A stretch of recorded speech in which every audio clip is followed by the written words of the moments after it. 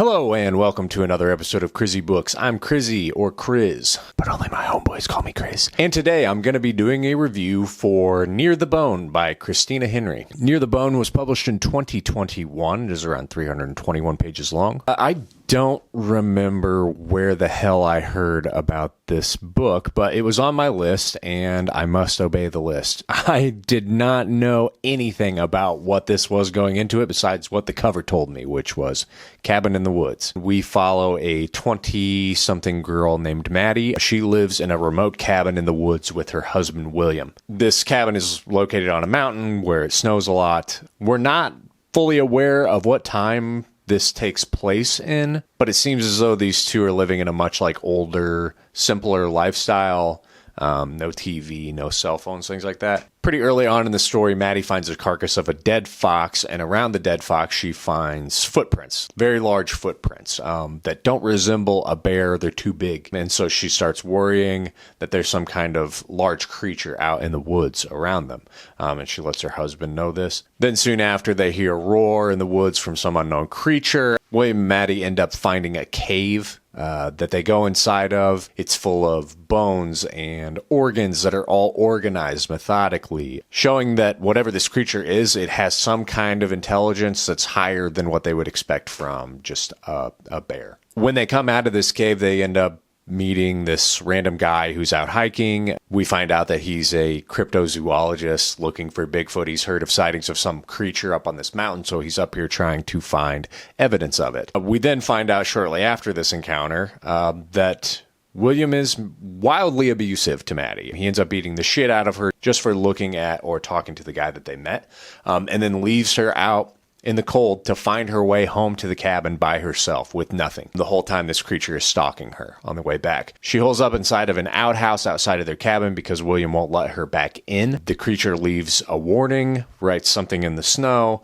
and leaves. She then understands, like, okay, we went into its cave. It's telling us don't go into its cave ever again. Of course, then we find out that the guy that they met on the side of the mountain also has some friends. And of course, they go in the cave. And this is around the time when things really start to get crazy. William sets out to go and kill this beast.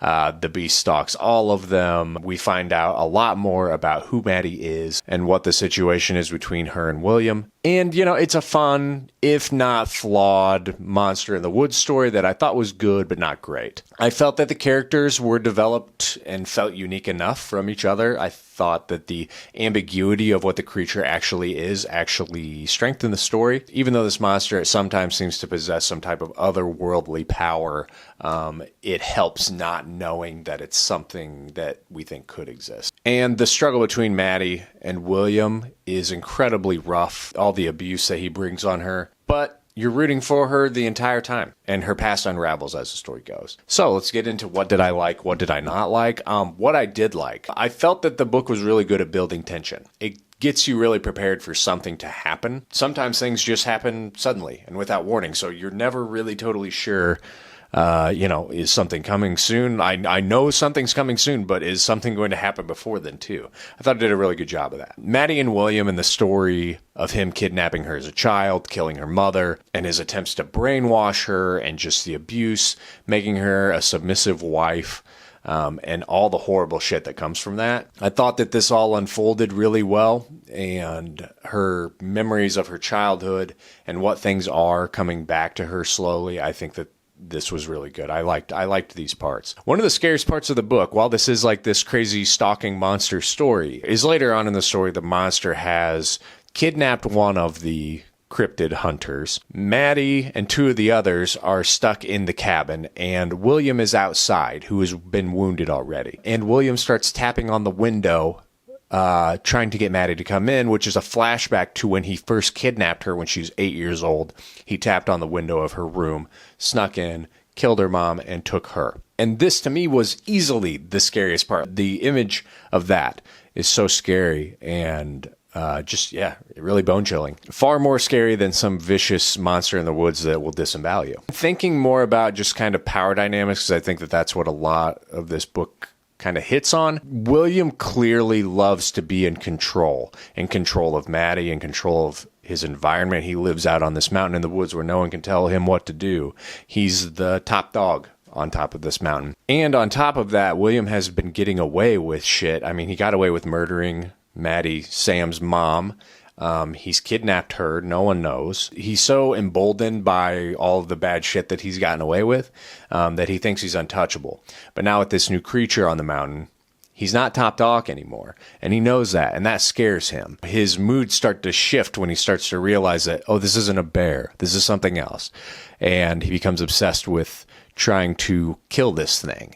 And this kind of excites him in a way. It shifts in his entire demeanor changes. And like his desire to get rid of this thing is just so strong. And I thought that that was just a really, really interesting thing. I felt like at times big moments happen, but then the book takes too much time explaining, maybe Maddie's inner dialogue or whatever, and it just kind of loses the weight of the moment. There's a part where Griffin is snatched up by a creature, and this happens very suddenly. And the reaction of the group just felt really off, almost like it wasn't that big of a deal to them. They were kind of remaining calm. I think that in this situation, for me, an unknown creature snatching up my friend in the blink of an eye would scare the living shit out of me and everyone else around me. They just felt like it wasn't that big of a deal, and they were just fully prepared to chase after this creature and get their friend back. And I just kind of felt like that was a little unrealistic.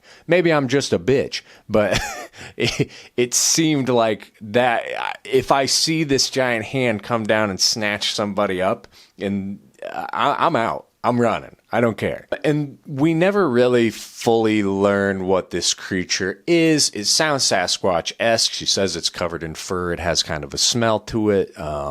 It's big. I think that that's all fine. But I'm going to put my fucking foot down because I am so goddamn sick of this anti-Sasquatch propaganda saying that Sasquatch is some type of violent, murderous demon of the forest. I'm done. Enough. But again, I do think that not really fully knowing what this creature is, I think it does help the story. It keeps it a little more mysterious and scary. But overall, I think that this was an okay story. It wasn't amazing, but I did enjoy it well enough. I'm going to give it a 3.5 out of 5. I do think that it could make a pretty decent movie. If done right, it could end up being pretty good. And also, there's just not enough good Bigfoot movies out there, and we need some more. And based on anything that I've read, if I was going to recommend something, I would read De-Evolution by Max Brooks. He wrote World War Z. I read it last year. I thought that it was pretty good. It's better than this, at least in my opinion. So if you're interested in that, give it a look. Give it a look-see. Give it a look-see. Have you read this? What did you think? Did you like it? Did you not like it? Sound off in the comments below. Leave a like. Hit that freaking subscribe button. And as always, thanks for watching.